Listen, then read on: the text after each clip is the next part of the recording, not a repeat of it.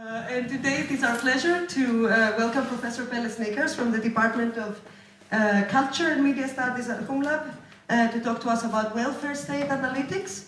Thank you, Pelle, for joining us today. Thank you. Sorry, thank you for the invitation. Great place to be at, even if all the students left. But that's part of the problem. Okay, so this will be a talk around something which has not yet occurred. And when Anna and Mats Lindström asked me to come and give a lecture, I still choose the subject of this new project, even though I knew at the time that we weren't going to have done anything. We will actually start this project on Friday. So this is very sort of, it's not only work in progress, but it hasn't started. But I think it might prove interesting for a few of you regarding the ways that we have been working towards getting this quite large grant from the Swedish Research Council. So this will also sort of it'll be a story a bit about what the topics are for this research project, but also a bit about the background and how we have been working in order to get to this stage. I don't mean this as a kind of a recipe of how to get funded, but it could perhaps prove a bit interesting from this perspective. It also has a certain library perspective to it, so therefore it's really apt that we're here in this beautiful building. So this new project is called Welfare State Analytics. You can't read it here, but it says Text Mining and Modeling, Swedish Politics, Media and Culture, 1945 to 1989. So it's basically a digital history project done from a certain media studies angle. It has a definite kind of digital cultural heritage angle to it as well. And in what ways can the analysis of massive textual datasets from the heyday of Swedish welfare society in the 50s, 60s and 70s generate new historical knowledge about national culture and society? WeStack is an ambitious multidisciplinary DH research project that seeks to digitize literature, curate already digitized collection, and make use of probabilistic methods and text mining models. So it's very much a project on the kind of a macro scale, at least to start with. So we think here about macro issues. We have also stated, this is from the application or slightly bent, will advance current research frontier in mining, exploring and juxtaposing massive historical datasets through various methods, topic modeling, named entity recognition and word embedding models. I will say a few words about topic modeling because that is what I've been doing mostly myself. We have been doing other work at Humlab where I work with developers, but we are basically getting used to these models, so we don't have any definite results. The project will also foster library curatorial work, including the promotion of open data sets, and it is also linked to the establishment of a data lab at the National Library, which I wrote a report about a year ago, which I was actually here, when was it, Per? 1.5 years ago, talking to the staff here at the library. And this has actually become a reality. The KB lab, as it's called, will start now, I think. The director has been chosen, he will start on the 15th of May. So this project was this project proposal was written parallel to the work that I did at the National Library. They're sort of linked to each other, which is also, I could say, an interesting trend at the moment where digital library sources in the humanities and social sciences to some extent are increasingly turning into data sets in another way perhaps than they were before. But it's important to stress that this project it's about research, but it's also about digitization. And it has a kind of an angle to it where memory institutions now has for a number of years sought funding for digitizing their collection. And this has been ongoing, as we all know, but there is also a need to find sort of new ways to work with these digitized sources, not only making them accessible, which is fine in a way, but you can also do more things with them. This is the kind of the general setup for the project. And I mean, in a way, this is totally banal, but it requires a certain amount of of thinking how you can put those two circles together. It's not always easy. I know from my own experience, having worked a number of years at the National Library, that trying to combine the research world or the academic world with the library world is not always without frictions. It's another matter to some extent if you are at a university library, but there's still these kind of frictions. I have also, as at least Anna knows, been partly active in trying to promote various ways of performing data-driven humanistic research. I did a workshop together with Patrik Svensson at KTH 2 years ago. There was another workshop at Riksbankens Jubileumsfond half a year ago, or 1.5 years ago, so which was kind of prior to the call that came out a few months ago on mixed methods. Mixed developments and innovative methods in humanities and social sciences. And then, of course, there is the call from Vetenskapsrådet. I only had it in a Swedish translation here. Projektbidraget till tillgängliga kulturarvssamlingar, which, as some of you may know, there will be a second call, again with quite a lot of money, since this is money coming straight from the government due to the research proposition that was put out a number of years ago. And there's also this report that I wrote for the National Library, which is in English actually. This is just the front in Swedish. So, in a way, one could see this project as a kind of a trend with different activities regarding the ways that digital cultural heritage can be researched in new ways, and this is also the way that I perceive it myself. I should also state that within this research council calls, there are also now 2 people coordinating these projects. It's me and it's Professor Anna Dahlgren, Art Science at Stockholm University. So if anyone has any questions about that particularly, you're more than welcome to ask them. There will be a meeting organized by the Research Council in mid-October regarding the structures or prerequisites for the call that will come out in next year. So the Research Council is a bit keen on keeping a kind of dialogue and also getting us two coordinators to do some work to promote this kind of work. So yeah, there are a certain amount of things going on. Anyway, okay, so just to take a step back, from my perspective, data-driven humanities research with a focus on the historical sciences, I consider myself to be a media historian, departs from the fact that the epistemic foundation of the archive has been altered and modified due to digitization. So nothing more and nothing less. This leads, as a consequence, that some humanistic research practices, but far from all, should try to adapt and take advantage of scholarly possibilities that arise when documents as data are shareable, networked, linkable, traceable, reusable, processable, all these types of terms. So this is a kind of a situation that we've been living with now for the last decade or so. And this can, of course, be done in a number of ways. And I think that the Restack project is one example.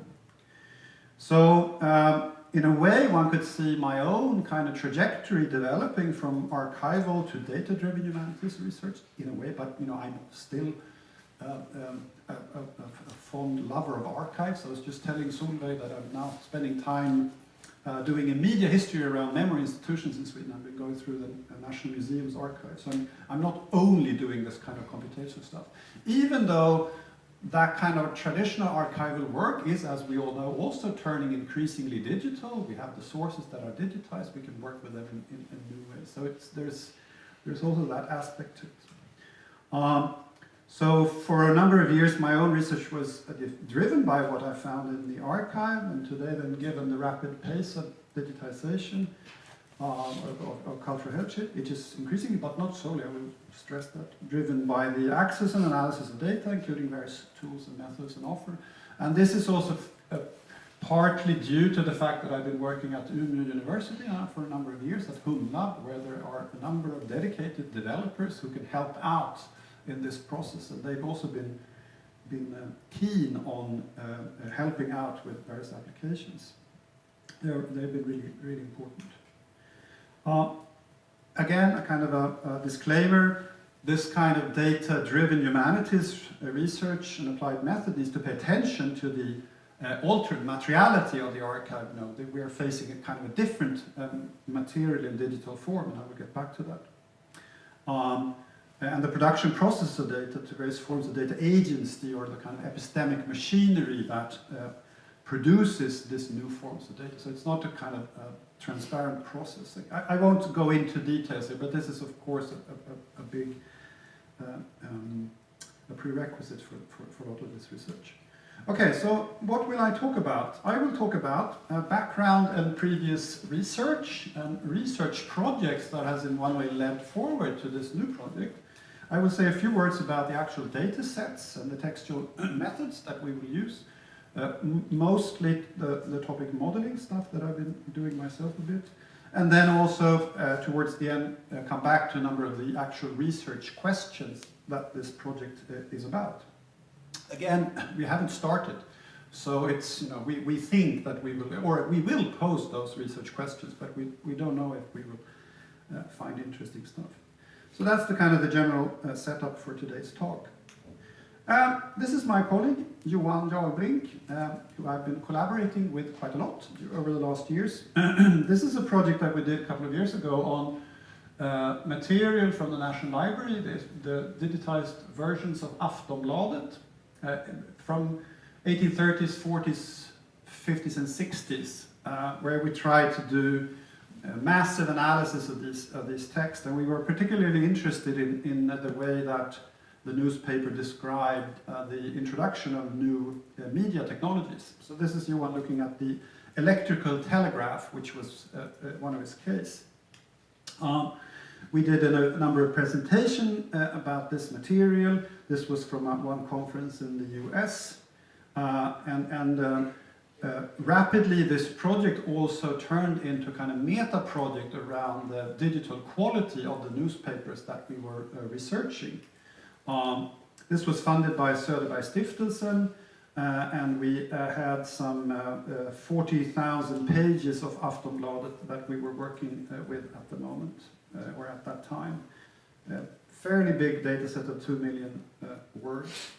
There were some results. This is one piece that Johan published in Skandia, I think, Telegrafen på distans, ett digitalt metodexperiment. But the main problem with this project was the bad OCR quality of the newspaper data. And we had a constant dialogue with the National Library with this. This is Johan, for example, who found 3,000 misspellings of the actual word, elektriska telegrafen, we had sort of to fix, partly manually, partly by automatic methods. So this project was a kind of a first experience of the ways that when you're entering into the domain of big data, this is kind of big data, you need to do quite a lot of work with your own data. And one could also ask oneself, is this the work that scholars should do, or should the heritage institutions have a kind of responsibility for the type of material that they are delivering? Since I used to work at the National Library, the contacts are good, so we had a good dialogue, but they were also a bit sort of displeased with one of the articles that came out of the project. Where is it there? Cultural Heritage as Digital Noise, 19th Century Newspapers in the Digital Archive, which was basically saying that the digitization of newspapers that the National Library done is just rubbish. You can't do anything with it, it's just, noise. It's not only noise, but it's a tremendous amount of noise due to bad OCR quality. And there were also problems with Aftonbladet at the time. This is going a few years back, a digitization process where the algorithms this has been done at MKC, Mediekommenteringscentrum. They couldn't figure out where the article ended, so there were a lot of mismatch in the actual textual output. And since KB has been doing in improving this algorithm. But one of the conclusions or the experiences that we drew, me, Johan, and another colleague working in this text, is that if you want to do this type of analysis on a grander scale, you need to work with material where the OCR quality is high. So basically working with clean, this is from the Technical Museum, that's another project, I'll get back to that, where you have clean white papers with black textures. Although this is a really bad OCR version of this. I mean, you are all probably aware of the OCR problems, but it becomes another issue when you start working with this material, and so the OCR needs to be on a certain level. Making the work with newspapers prior to, I don't know, 1920 or something, a bit tricky. Which again then was one of the reasons why the new project was on the post-war years, 45 to 89. So this is also kind of interesting that the materiality of the digital output has steered the research question to another period closer in time. I mean, personally, I've been working mostly with stuff around 1900, so in a way I would have preferred a period which was a bit earlier, but that wouldn't really have made sense regarding those types of issues that we wanted to look closer into. So that's also kind of an interesting way how research questions are being steered in one direction rather than the other. Yeah. So what one could say here also that all digitized collections today needs to go some form of data curation to meet research criteria. And since the latter differs from one research question to another, so does curation, including data cleansing, filtering, enriching, etc., etc. I mean, and heritage institutions such as here at Uppsala are of course aware of this, but it's one thing to say that this is the case. It's another thing of making it doing some kind of practice around it. It requires a certain setup of also looking at the digital collections as something that is not stable and it's something that you can put on a shelf. You need to work with that in various ways. Making it possible to analyze it for different research purposes. So the process of data curation, organizing and integrating data collected from different sources, annotating and maintaining, assembling, presenting and preserving data of research is today, I would argue, a central task for most libraries. And this is, I think, sentences that are taken from this report that I did around the establishment of a data lab at the National Library, which will have this kind of task. And I don't know, there's a quote here, I forgot whom it was taken from, but it is then stated that memory institutions on the single issue of digital data creation could dramatically improve the quality of humanities research, which that is my own experience as well, having worked within this field for a number of years. Therefore, a close link to these institutions is necessary. And I would argue that when we are entering into the digital now after, or really entering into it, that there is a need for even closer cooperations than we have seen before, due to these issues, which, I mean,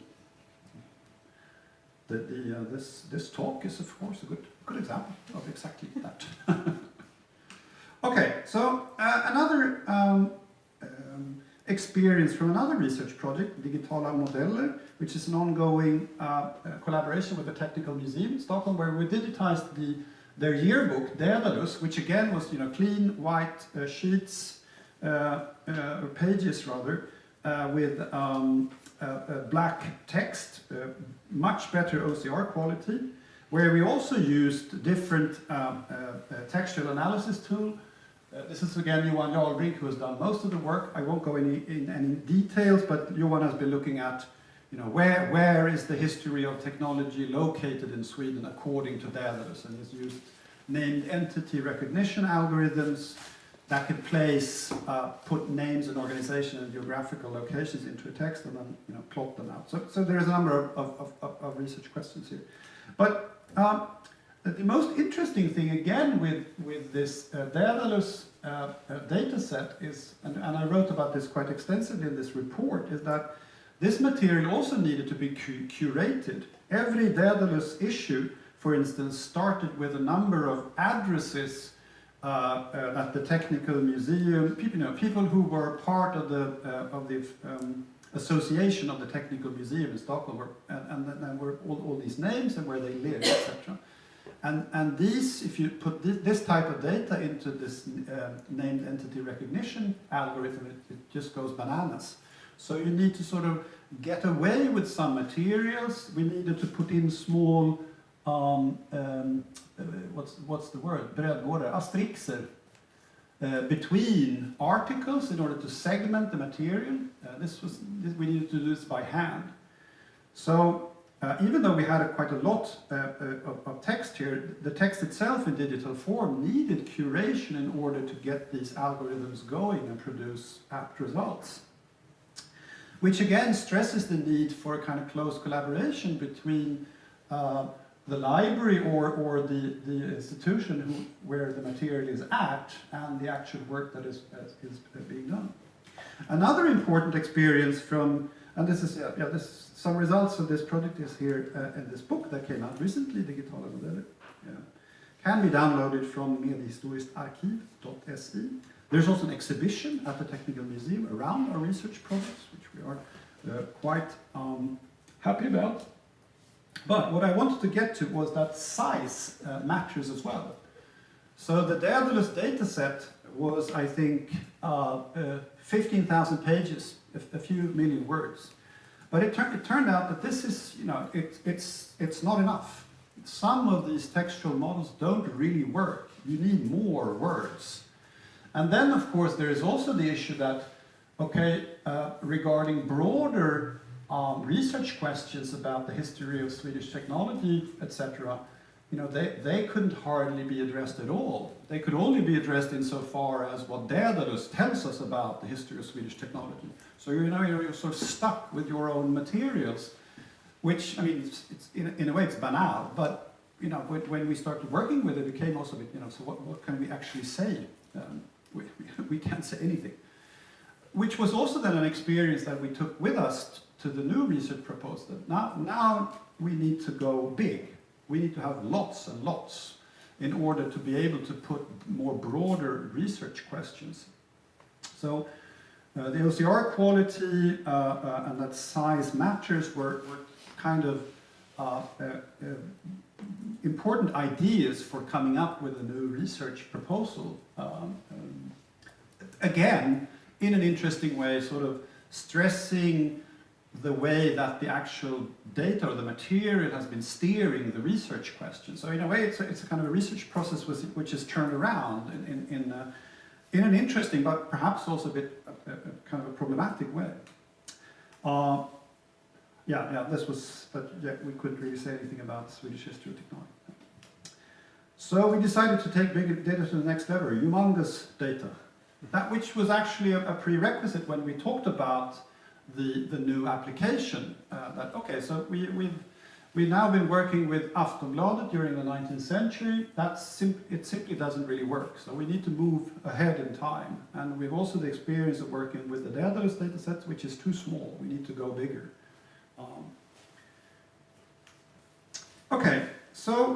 What are then the data sets that we will work with within this project? Again, this is now a task since the project is about digitization and research. So this digitization part is also about curating the actual material, which will take place more physically at the new KB lab located at the National Library. But the project will then digitize and curate 3 massive textual datasets. In all, big data volumes 4 billion tokens, gleaned from the domains of Swedish politics, news, media, and literary culture. So again, thinking about this on a kind of macro scale, we wanted to have materials and areas which were kind of linked but also different, but where there would also be enough material that we could work with.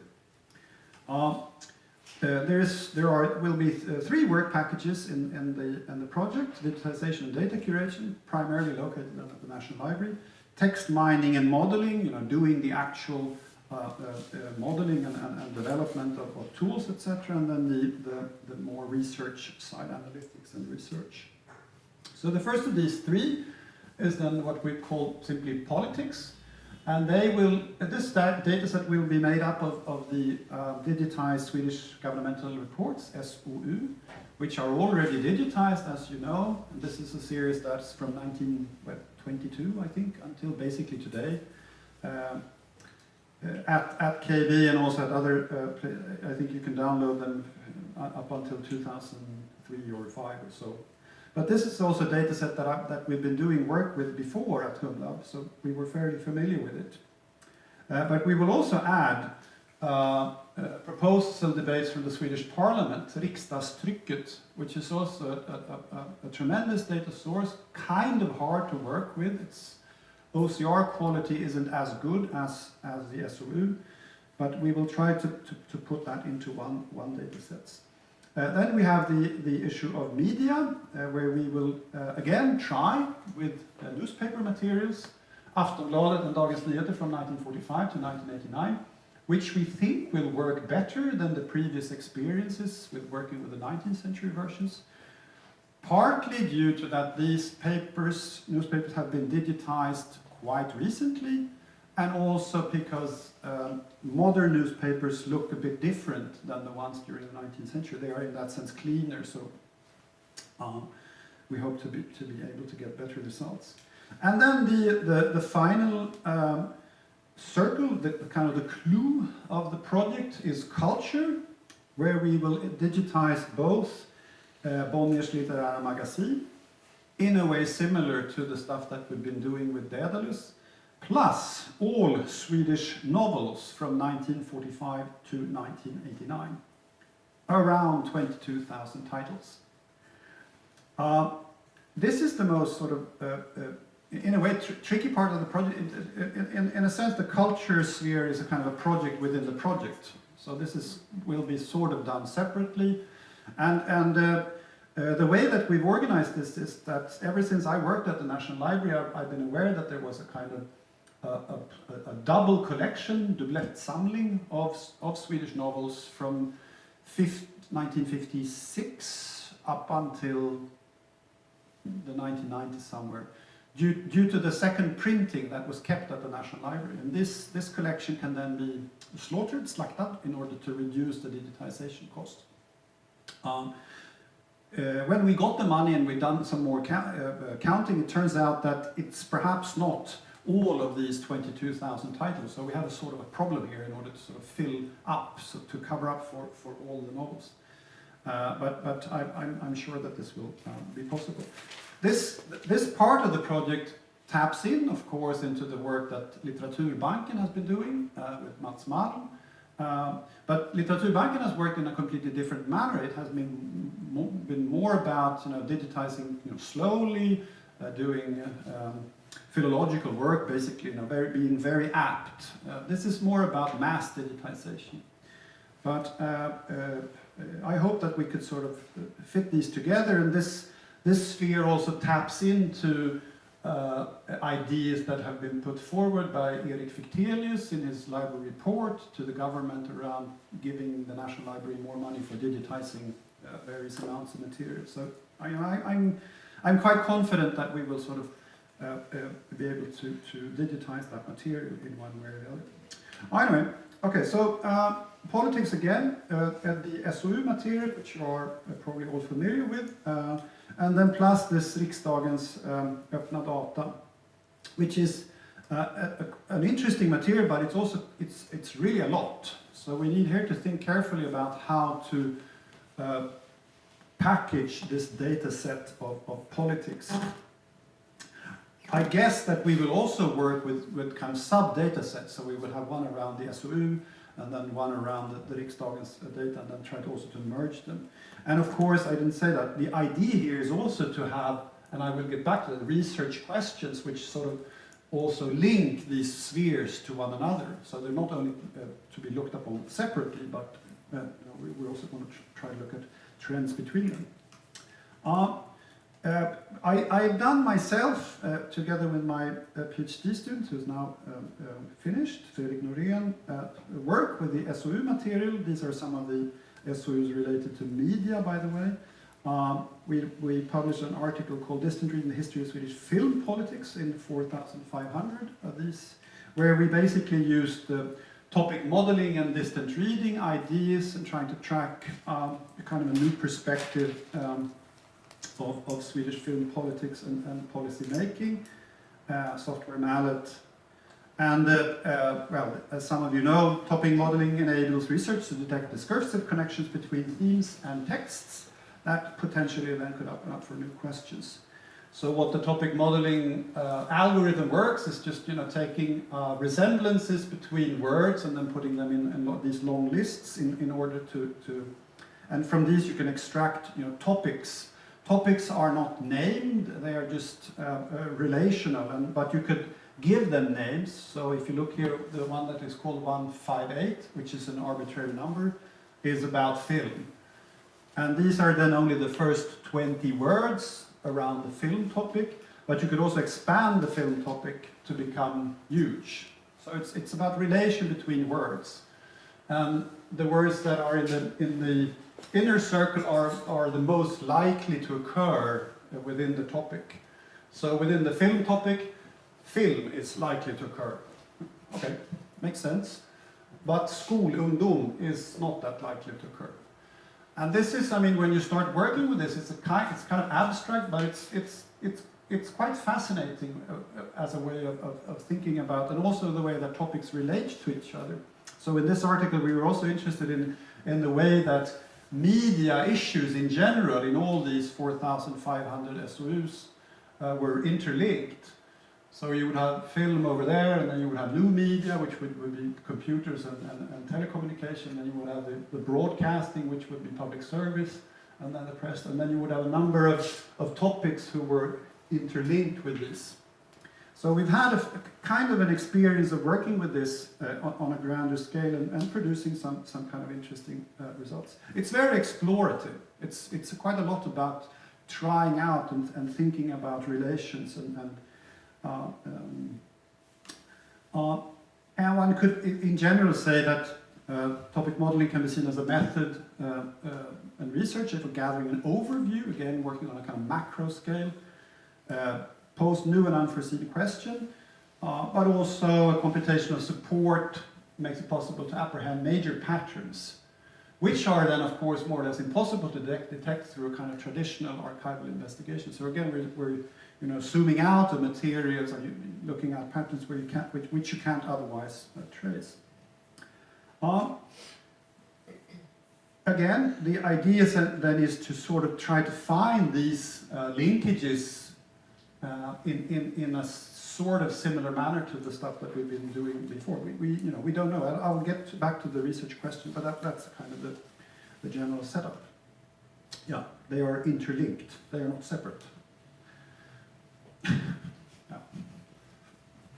PowerPoint slide. Okay. Important here, I think, also is for those of you who are a bit unfamiliar, is that topic modeling is a kind of an unsupervised method. It's just something that the computer finds in the material. You do not need to know what you're looking for. It simply gives you all these frequencies of words. And there are a number of texts. You shall know a word by the company it keeps. The method topic one depends on the presumption that meanings are relational, and treat it as a bag of words. You can be critical and you can discuss this issue, but once you start working with it, it's kind of interesting as a way of exploring massive data sets. So two presumptions here. Before there are texts, there are topics. Defined as constellation of words that tend to come up in a text and co-occur more frequently than they otherwise would. And when authors write text, they mix already existing topics. Of course, this is not the case, because nobody thinks about it, but this is the way the computer interprets this. I will come back to that in my conclusion, but the important thing here is also, of course, that no one when they were writing their governmental reports, had the idea that someone would look at all these texts as a complete data set. So you are, as a researcher, making up your own data set. So it's very artificial in that sense. But it's the stuff that we've been doing, it's an interesting way of trying to explore issues in larger amounts of materials. Okay, so what about the research questions? This is a kind of a bit, turning research on its head because it comes last. And of course, we've had a number of research questions within the project, but I want to be open about that. This application was built quite a lot about the previous experiences in terms of what type of material will work, what time period will work and will not work. So we had an explicit discussion about that, which you can be critical about, of course, but this is if you want to do this type of analysis, I think that this is the way that you need to sort of look upon it. Otherwise, it becomes really difficult. And the experience, primarily working with the 19th century material, was that it became not a research project, but a data cleaning project. It took you on your brink hours to just go through this data. Okay, so again, the scholarly significance of welfare state analytics, we hope, will lie within producing new knowledge about Sweden's post-war years and the similarities and divergence between the macro spheres of politics, media, and culture. Said that. Okay, so rather than studying the particulars of societal and cultural practice, we will focus on general tendencies and meta-discourses. And again, in a way, this is kind of in tune with what the digital humanities in a broad sense is about. It's quite a lot about scaling up, not looking at the particularities, but looking at more general patterns. So in that sense, it's perhaps not as innovative as one would think.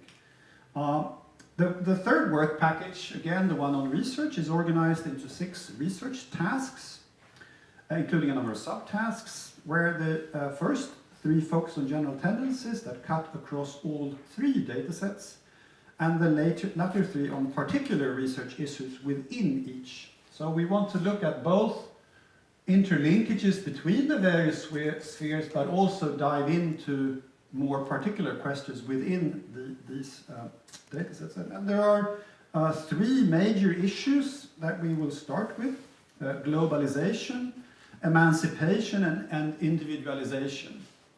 So if you take individualization, for example, we have the idea that you could sort of measure the amount of I, jag, contrary to vi, us, those types of and similar words within all this data. Emancipation would make sense in a similar way between man and women, and then variations of thereof. And globalization will be possible to measure due to the named entity recognition algorithm, which is really strong, where you could sort of find geographical patterns in all these texts through algorithmic means. But there are also a number of subtasks, particular questions. These are now taken more or less from the application.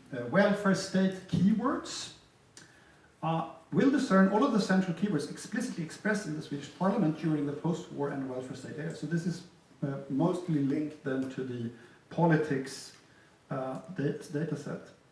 Sweden is usually associated with a number of political keywords: equality, liberalism, nationalism, internationalism, and folkhemmet, the people's home. With computation method, it is possible to examine the rise and fall of such keywords, as well as to detect new or forgotten ones.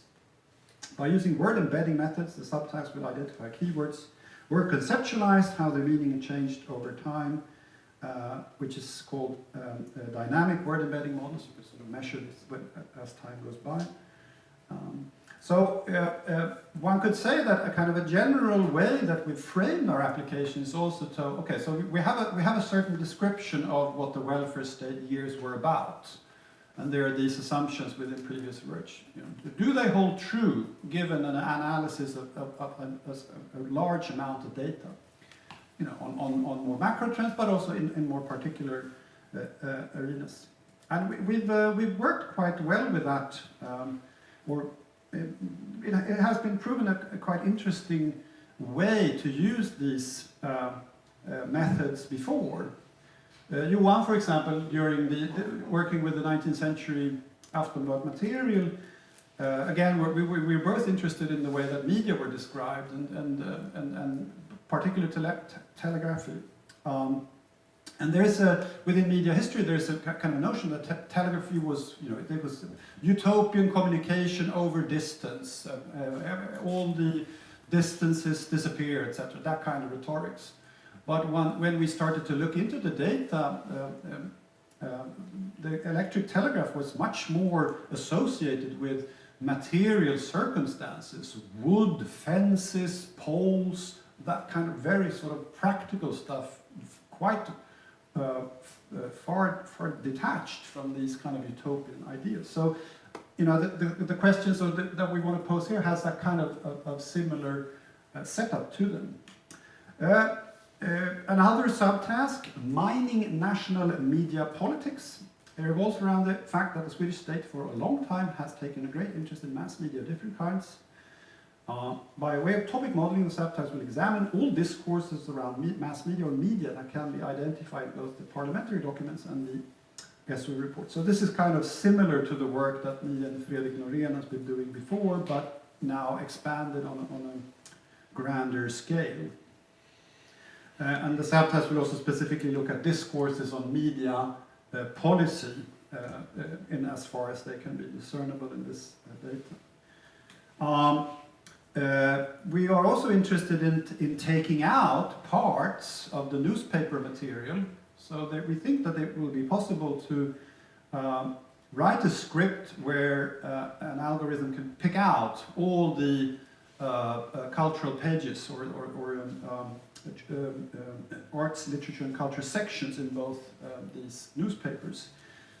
Or, for example, the ledarstick, that kind of political commentary, and make them into smaller data sets within the media data sets.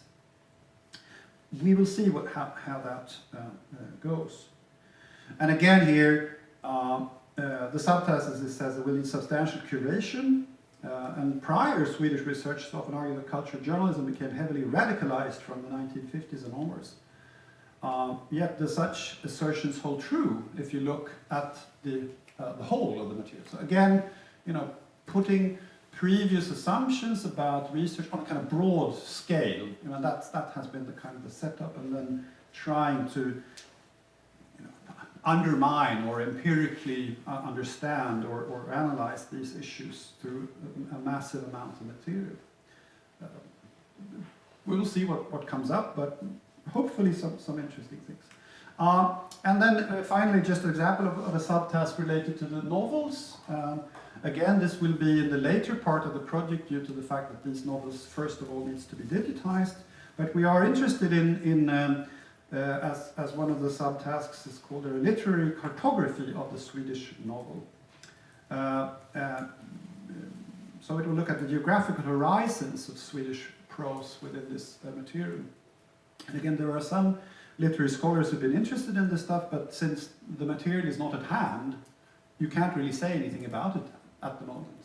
So hopefully we will find some interesting answers in this material. But this will be, part of, basically the latter part of the project due to the fact that it will take us a while to get this, all the novels in digitized form. And we haven't really figured out how we should move about. If we should simply start with the first novels and then move through the 50s and then continue with the 60s, or if one should do it in another manner. It depends a bit on how that archive is situated at the National Library. So there are also these kind of logistics problems which will affect the research process in one way or the other. Okay, conclude. I'm on time. It's okay, we are good. No. Your time. No, I shouldn't. Again, going back to the issue that I talked about before, that what are we doing here? Well, we are constructing our own data sets. This was never meant to be read or read, because it's only a machine that reads. And you can then look at the literary lab at Stanford, and Franco Moretti, who published this. They have this pamphlet that comes out. This is the September 2017 issue, where Moretti addresses this issue of what is actually at stake here, what kind of literature in this case is actually being studied. Quote, digitization has completely changed the literary archive. People like me used to work on a few hundred 19th century novels. Today we work on thousands of them. Tomorrow, hundreds of thousands. Humongous data. So that kind of trend. This has a major effect on literary history, obviously enough, but also on critical methodology, because when we work on 200,000 novels instead of 200, we are not doing the same thing. The new scale changes our relationship to our object and, in fact, changes the object itself. And I would even argue that prior there wasn't an object. It's being constructed by the research questions that are being posed. I read books, Moretti states, but when I work in the literary lab, they're not the base of my work. Corpora are. Ideally, those of 200,000 novels or more. Size is again crucial, because a corpus is not just like a text, only more of it. A text is a communicative event, but no one writes corpora. They are not communicative events. They are not events at all. They are artificial objects created by a researcher. A text is meant to address us, to speak to us. Corpora don't speak to us, which is to say they have no meaning in the usual sense of the word. And you can, I don't know if that holds true, but I think again here they are artificial objects created by a researcher, in our case a research group, is something that one needs to sort of think about when we are performing this research.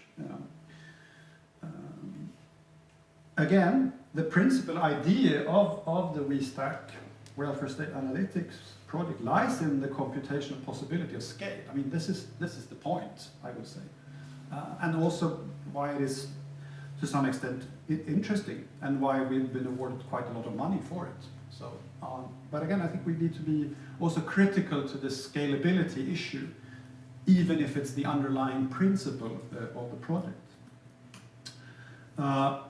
Again, we will then try to trace these discursive changes, and we will try to. WeStack will analyze how societal transmission can be empirically measured. So again, it's about empirical issues, I would also argue. Distant reading the notion of globalization or data modeling ideas of emancipation, where you could actually count, or to some extent it can become statistics and mathematics. Finally, I will stress, as I usually do, all computational results have to be interpreted. It's a total misapprehension that the digital humanities today are only devoted to clear-cut computational answers, which is hardly the case, and which I think I've made clear in this lecture. Thank you.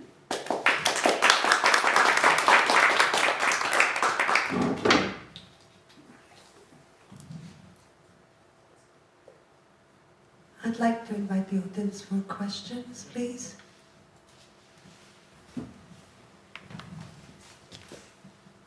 I have a very practical question. I wonder how you treat hyphens when you create corpora. Hyphens, bindestreck. Aha, okay. Because there are lots of them. Yeah. And if you have billions of words, there are probably millions of hyphenated words. Good question. We haven't really, when we've been working with the Daedalus data set, we had some troubles, but those were not among them, I think. I wonder how they sort of act in text mining applications. Yeah. Are they omitted, or are they drawn into the general calculation of words? That's really good. I don't know. No? I don't know how that was, or if we simply skipped that issue. Yeah. Within the Daedalus dataset, we did have to do quite a lot of cleaning, because it didn't really work with all these addresses at the beginning of each. No. And then there was also the issue that every number of Daedalus contains small notes. It was not only the articles themselves that we were interested in. Mm. So again, thinking about the creation of artificial objects, in a way the stuff that we've been doing around Daedalus is not Daedalus. It's it's a curated version of. Yes. Yes. I mean, in one way, you could probably remove the hyphens by some automatic procedure. Yeah. But on the other hand, there are hyphenated words where the hyphen should be there, Yeah. so it's Yeah. a difficulty. Yeah. I don't know. I mean, because for some of the algorithms, you now of course take away stop words and Yes. stop word, but I'm not really sure about those. Mm. That's a good question. I will have to ask. There was probably something that was done by the developers at Humlab. Okay, thank you.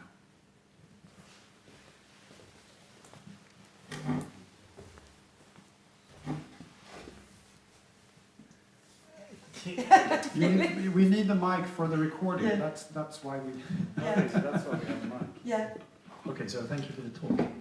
Your developers at Humlab, are they working on developing better OCR methods? Because Not at Humlab, but at the National Library. So Lars Björk, who's my former PhD actually, he's been doing quite a lot of that, and they've also got some money from Riksbankens Jubileumsfond. Actually, as a kind of spin-off of the critique that we delivered in the other, and I mean again, it's the newspaper digitization that the National Library has done has been really great, if you compare to other things, which has not been that great, to say the least. But it was always thought of as a project that should produce nice images for research, not so much this type of research. So it became, it wasn't a shock, but they were a bit puzzled when we approached them and told them that this is, the OCR quality is really bad here. I can't look at it, you can't do that much, you need to clean it. So they now envision ways and methods to improve the quality. so then we have open access to all those images too. Yes, I'm not sure about how the process will look in the future, but they received more money to digitize basically all 19th century newspapers, and I think that the later ones will be of better quality. Which again, talking about it, is also an interesting issue here, that when we're moving into the digital domain, we will as researchers need to deal with the fact that some digital copies are crappy and other ones are better or good. I mean, that's also something. Before it used to be the books, that's the same, but now it's not the same. Which is also, of course, a problem for the heritage institutions. How should this be announced to researcher, or should there be a disclaimer in one way? Should they also devote own work in order to try to improve the poor OCR quality of when you get better technology? It's of course a question of money, but a short answer: yes, they are. It's getting better. Although again, if you take Aftonbladet as an example, or 19th century press in general, it's a hard material to digitize in a good way. There will always be lots of errors. But it looks to a large extent that it's a segmentation problem. Computational image analysis, that's Yeah, where I come yeah. from, so that's why I'm asking. Yeah. So it should be solved. There has also been a problem that they've been relying on software and setups which they haven't been able to really control. So this is done by MKC, who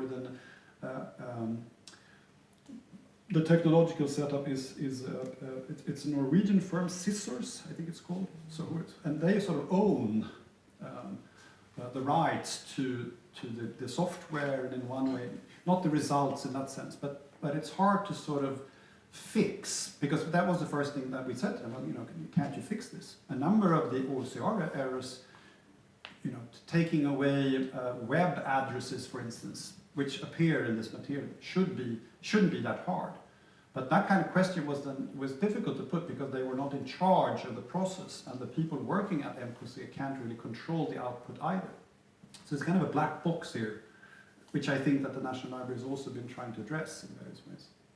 When I'm taught OCR, we always use open source software, and it keeps quite good quality. Yeah, actually. yeah, So yeah. I think they are Lars Berg, that they're moving over into this Tesseract. Yeah. But I'm not really sure about the latest stages of that. No.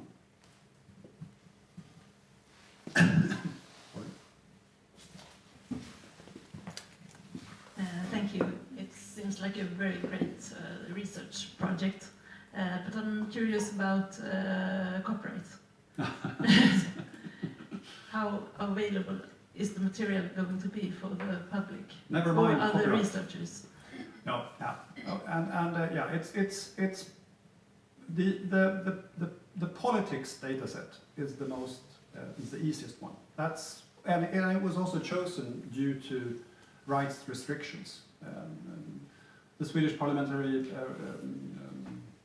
reports, SOU, are freely available, and so is Riksdagens data. So there are no rights issues there at all. So that's good. The newspaper material is something completely different. Again, if you're moving into the post-war years, there's copyright, of course, this. But the National Libraries had quite good talks and relations with Copy Swede and other organizations, so there might be a possibility that at least the data sets that we can extract from these newspapers will be made openly available. But again, will be a discussion between the National Library and these organizations. It was also written within the proposal that it is beyond the scope of the project to make this material publicly available. And to be honest, this was my main concern with this idea from the start, since I've been working quite a lot with these issues, and that you should open up the archives in various ways. Then finally you have the novels, which of course there are a number of restrictions. But there my idea is, I was looking at the Norwegian case, and in Norway they managed to secure a deal that every book that has been printed in Norway until 2000 is now free in one kind of digital version. It's not super, but still it's there. So there are ways that one could negotiate these rights issues. And again, thinking about the novels as a kind of a project within the project, I'm actually trying to work with that separately as something that one could perhaps get. I'm part of the Swedish Library Association, for example. We have Mats Malm now in the Swedish Academy. It's been interesting. I mean, get some more money so that perhaps this could be solved in talks then with the publishing industry. Not making the material available until now. There was also a reason why we stopped at 1989, because then there might be a way to solve these rights issues. But in general, yes, or rather no. Access to some of the material as data sets, perhaps to the middle package, the media package, and then maybe regarding the last one. But this is also a major issue, I would say, for the library sector at large, that when we're moving into this domain of large-scale computational analysis, the copyright issue is not an issue. It's not humans that are going to read this. It's just machines. So why is there a copyright restriction if there are no subjects that will read this? So there are also these aspects to it, and I can't, I don't know the legislative framework here, but I think that those are issues that one needs to think about, also from a parliamentary perspective. But this is simply something that research is now moving in this direction, so maybe there needs to be an exception for this type of work, because it's not a threat. It's not a threat at all in terms of the money for the media industry. Yeah, good question. Thank you.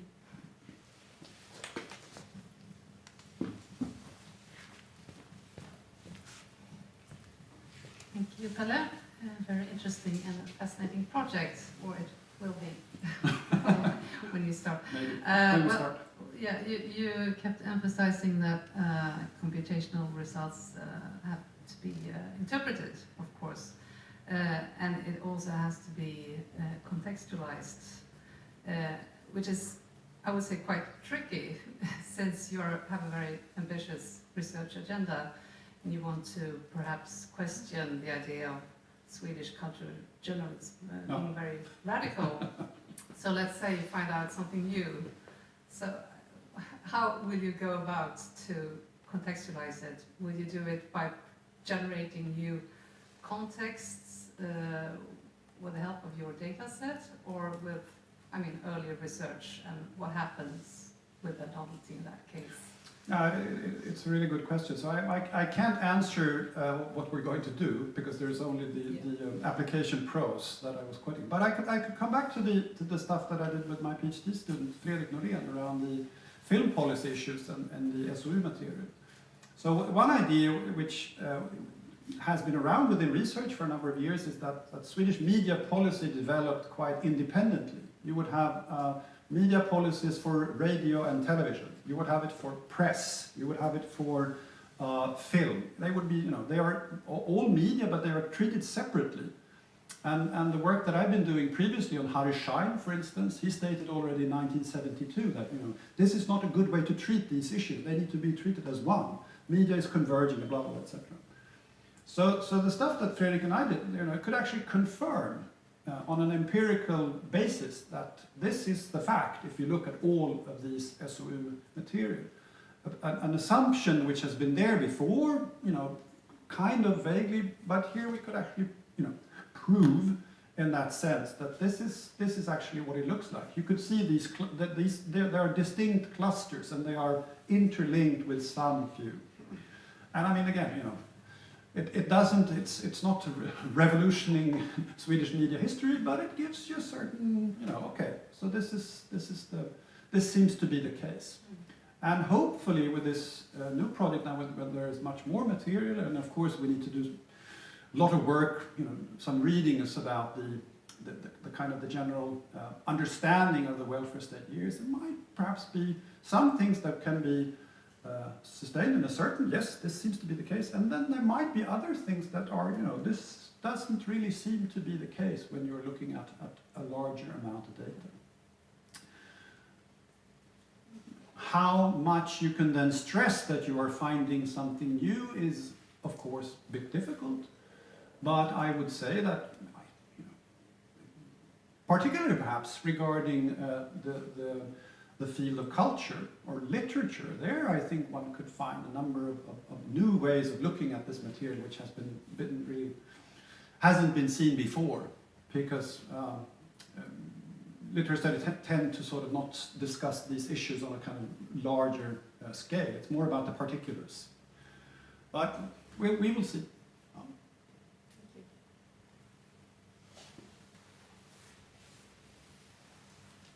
Should we wrap this up? Or is there any more questions? Is there any more questions? Yes? Pose another one. So I was thinking about the topic modeling that you guys have done. So in every mathematical model, especially the probabilistic ones, you have a lot of kind of explicit assumptions that you have to do. Yeah. So tying back to this question of interpretability, the interpretation, I think, doesn't only come after you have done your modeling.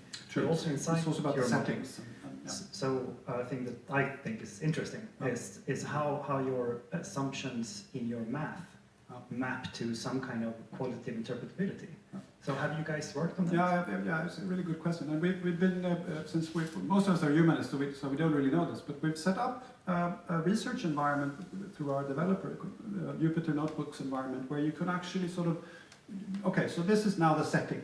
It's this or that. I don't remember really, but okay, it'll produce this type of results. If you change it, it'll be somewhat different.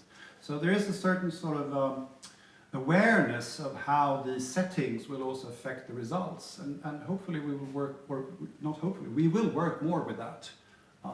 And also I think when you are wrapping up your results, writing about them, we've also stated that we need to be totally explicit of the settings here in these in the computational analysis, not only on the interpreted level, but also prior to. On the other hand, if you do that type of work, it can also become a really boring way as a way of describing. How dare you say that? I've been doing other work with Spotify, where I've done really lots of empirical stuff, and these are some of the articles that I'm fairly proud of. They're really scientific, but they are so boring to read. It's just wow. So that's also something that one has to think about. But it's a really good question. And I would say not only in terms of the setups for the various algorithms that we will work with, it's also about the curation of the data. again, the example of that was just, it's a minor data set. There are 85 yearbooks, so it's just. But here we are moving into the domain of where we will not be able to do curation by hand. We will need to do it by some kind of computational application. So one needs to be really explicit of what we've been doing here. I would also like to say again that I think it goes even deeper than choosing the parameter for like a black box package. If you use Mallet or whatever software you might be using for the same thing. But for example, what kind of distance metric do you use? And what kind of restrictions do you impose on your, especially when you're working with semantic spaces? Is it that the code sign distance, is that natural in this space, or should you do something else? What is the distance between two words? And regarding the word embedding models, we've only touched upon that, and I've explicitly left them out because we're not really understanding what we're doing. So. But I think also they're fun. It's really fun and it's explorative, and it's there are interesting aspects here, but you also need to kind of get a feel of what is actually going on. In that sense, I think the topic models are more easily to understand in at least from a humanistic framework. The other ones you need more mathematical skills, I would say, to understand the other ones. We've had very interesting successes with them that, for example, finding words that are images of words that are semantically similar. So if you give the machine a word that the example in the paper was a military, I think it was captain, it finds images of words that are like lieutenant and other stuff that sort of co-occur with that thing. That's so fascinating. You should do that. It's fun.